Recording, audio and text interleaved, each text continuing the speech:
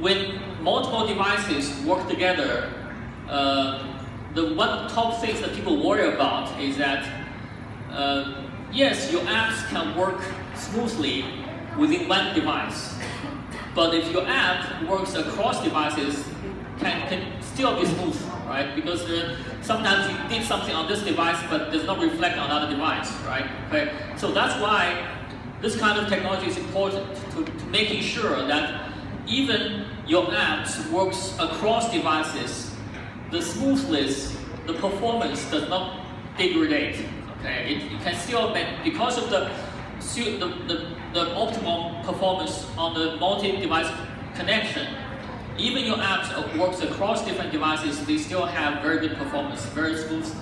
So that you feel like you're using one device, even if you're using multiple devices at the same time.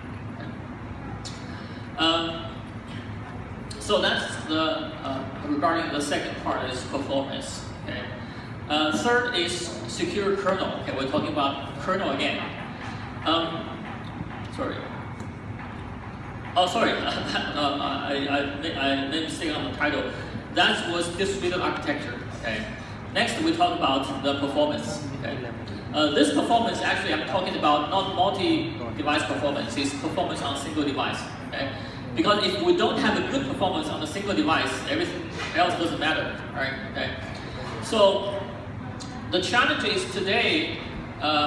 We already have some performance on smartphone, and many companies have a lot of solutions handling that. And so that's today's performance on a smartphone is good enough for us to use on a daily basis. But the challenges today in the future is that the OS can work smoothly on a smartphone, but can it work smoothly on other devices which does not have the high-level hardware specification as a smartphone. Okay, other devices might have a smaller memory and slower CPU. Can you still maintain a good performance? And that is a challenge. Okay, and we are working in the different ways to optimize the performance on different devices. And today I'd like to share just one of them. Okay, one of them is we call task scheduling from the kernel. It's a little bit technical, but I try my best to explain. We know Android is based on Linux. Okay, Linux was born not in the smartphone age, right? Linux was born long before that.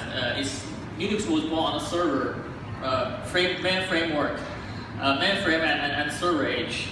So when you're running the OS on a mainframe on a server, the priorities doesn't matter that much. Okay, it's a huge server, and there's a bunch of tasks to run it. That's it. Okay, nobody cares which one is faster or which task is complete before others. Okay, and so that's why the core scheduling, task scheduling of Linux is what we call a fair scheduling model. Okay, so the servers, Linux asks the servers to give fair amount of resources to different tasks to run. Okay, so whether you are a fast car or slow car, you get the same resources. You drive on the same lane.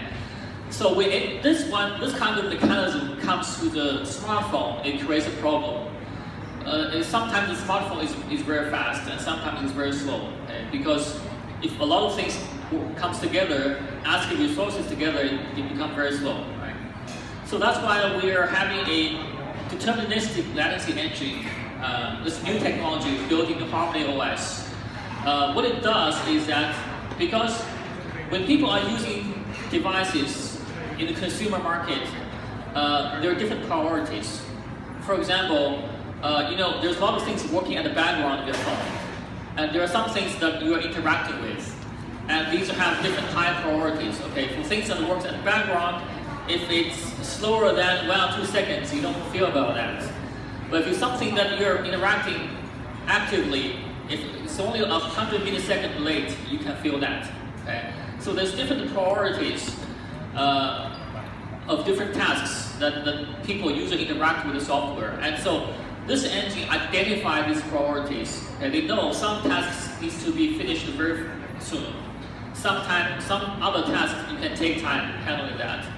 And based on that, the whole system, from the software down to the chipset level, can allocate resources for these tasks based on priority. Okay, if you're a high priority task, we give you a dedicated resources that is not affected by other tasks. Okay, so that we can make sure the high priority tasks can be finished as expected. Okay, and so this is what deterministic engine, latency engine, the benefit of it for the performance. Okay, it's just one of the technologies we use to try to improve the performance of each individual devices. Okay, these are so it can reduce latency and other parts, so they can give you better smooth experience. Okay, so that's the performance on single device. Third one, let's talk about secure kernel. Okay. So the other part we know where the kernel is microkernel based. Okay. So microkernel based can bring a lot of security to more security to the system. Why? If you know a little bit about the kernel, in the industry there's two aspects of it. Okay, two directions. One is microkernel, another is monolithic kernel. Linux is a monolithic kernel. Harmony is a microkernel. There are other OS that's microkernel. For example, Google's Fuchsia is microkernel. Okay. If you Google the differences between monolithic kernel and microkernel, what's the pros and cons? One of the key arguments is that microkernel is more secure than monolithic kernel. Why? I'll give you an example. Let's say you work with a bodyguard team, and you're trying to protect the president of a country. So in one scenario, you try to protect one president with a team of bodyguards. In another scenario, you try to protect the president, the vice president, the secretary of staff, maybe 4 or 5 key person with the same amount of bodyguards. So I think we all understand in the second scenario, the president has more risks than the first scenario, right? Okay, because it's always more difficult to protect more people than protect one person. So the same works in the computing technology. It's always easier to ensure the safety of a smaller amount of code than a bigger amount of code. Okay, so that's why this is the general argument that microkernel is more secure than monolithic kernel. Okay. So this is some background information. In any modern smartphone, there are two environments there, not just Huawei, any other modern smartphone. It's like this. There's two areas in your smartphone, or we call two environments. One is REE, one is TEE. REE stands for Rich Execution Environment. For example, your Facebook works on REE, your YouTube works on REE. What works on TEE? TEE is called Trusted Execution Environment. So all the application where there's a sensitive security data involved, it works on TEE. For example, your fingerprint unlock works on TEE. Your facial unlocking works on TEE. Okay? And so TEE is a trusted environment. Because your fingerprint and your facial information is too sensitive, it cannot share the same environment with the other part. Okay, so we have a separate environment for that. That separate environment, TEE, usually has its own OS. Okay, for Huawei, we develop our own OS for TEE. It's called Trusted OS. For other vendors, they might have other. Sometimes they use a third party, sometimes they develop by themselves. But it's definitely not Android. Okay, Android is used on REE, but never on TEE. Okay, so because TEE is trusted environment, execution environment, so by nature it has to be secure. Okay? So we use microkernel. For that reason, we use microkernel for our OS for TEE since last year, okay, since 2018. And so to make this more secure.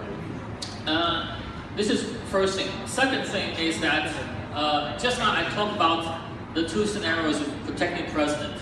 Okay, if you are protecting one person versus you're protecting 4 or 5 person, the tactics you use will be different, right? Okay, the same goes in here. That's why I talked about the formal verification method. So if we are protecting the security of a microkernel, it is possible for us to use formal verification method to ensure the safety of it.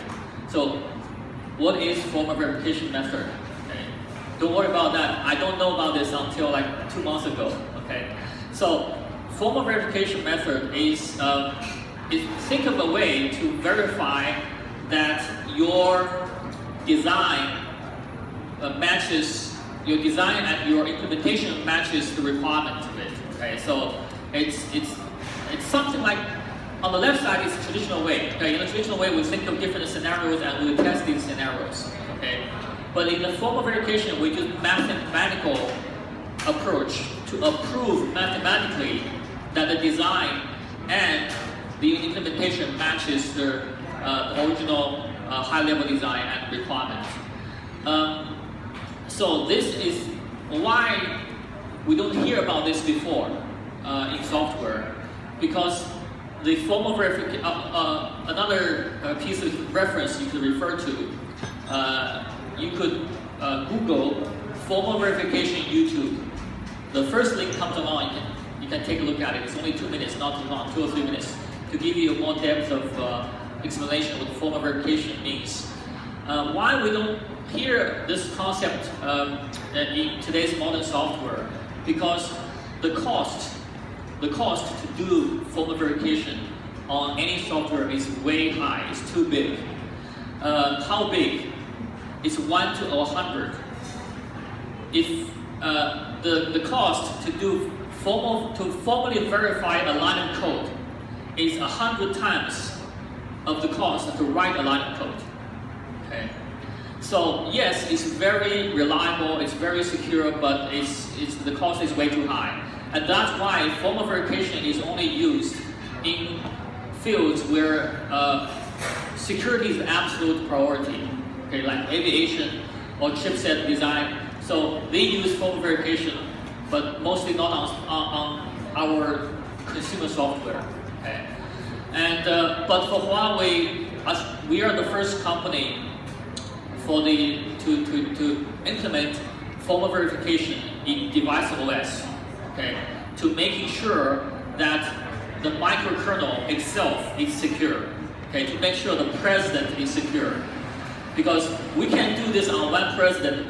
Nobody can do this on 4 or 5 person. Okay, cannot do that. Okay, because it's too costly. Okay, so that's why microkernel is important. Okay, when we shrink down the kernel, we can better protect it to making sure it's secure. Okay. Also, when we have a microkernel, because it's secure and it's small, so we can implement it on not just the smartphone, but all the other devices. So all these devices can benefit from the level of security that has been formally verified, okay, in this microkernel. Okay. So all these devices can have the same level of security. So we don't have a device that's not secure and connected with other devices. Right? This is the evolution roadmap of Harmony OS architecture. So this is the Harmony OS architecture of this year, 2019. If you look down there, on the kernel level, you will see 3 kernels here. There's Linux kernel still there. There's Harmony OS kernel. There's Light OS. Okay. There's Harmony OS kernel and Linux kernel. This is what I showed before in that picture. The first version of Harmony OS, the TEE will use Harmony OS kernel, but REE still use Linux kernel. Okay. So in the future of Harmony OS, we're going to use Harmony OS kernel for all environments, okay, both TEE and REE. So to making sure that the security benefit of TEE can also extend to the REE environment, to the whole system. Okay. So this is our goal. Right? And if we reach this goal, and then the whole system the security can go to another level, where before, when we are using a monolithic kernel, like Linux kernel, we have this issue of a vulnerability of root access, acquired by malware and other attacking software. So if you Google vulnerability, software vulnerability on the internet, many times it comes with the root, the word root. Okay, root is access. So it means that if you have a root access, you can access the kernel. And if the kernel is compromised, then the whole system is compromised. Okay, that's why a lot of persons don't trust modern US, especially like US based on OS based on Linux. And so it's like to make it simpler to understand, it's like there's a hotel where there's a big room with 10 beds. Okay, so there's 10 people living in this one bunker room with 10 beds. So in this case, everyone have a key in this room, right? They have to get in. So if one person lost the key, then this whole room is compromised, right? So that's the problem with root access. If the root access is acquired by a hacker, and then your whole system is compromised. So how do we change that situation in the future? We move people outside this big room, okay? So we only leave most important person in this room, maybe 2 or 3 person in this room.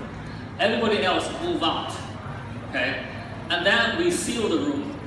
There's no door, there's no key for this room because nobody is allowed to touch these 3 most important person in this room. So once we seal the room, there's no key, there's no door to the room. It's not accessible by anybody, by any software. What about the persons we moved out? Okay, the person we moved out, we place them in separate rooms.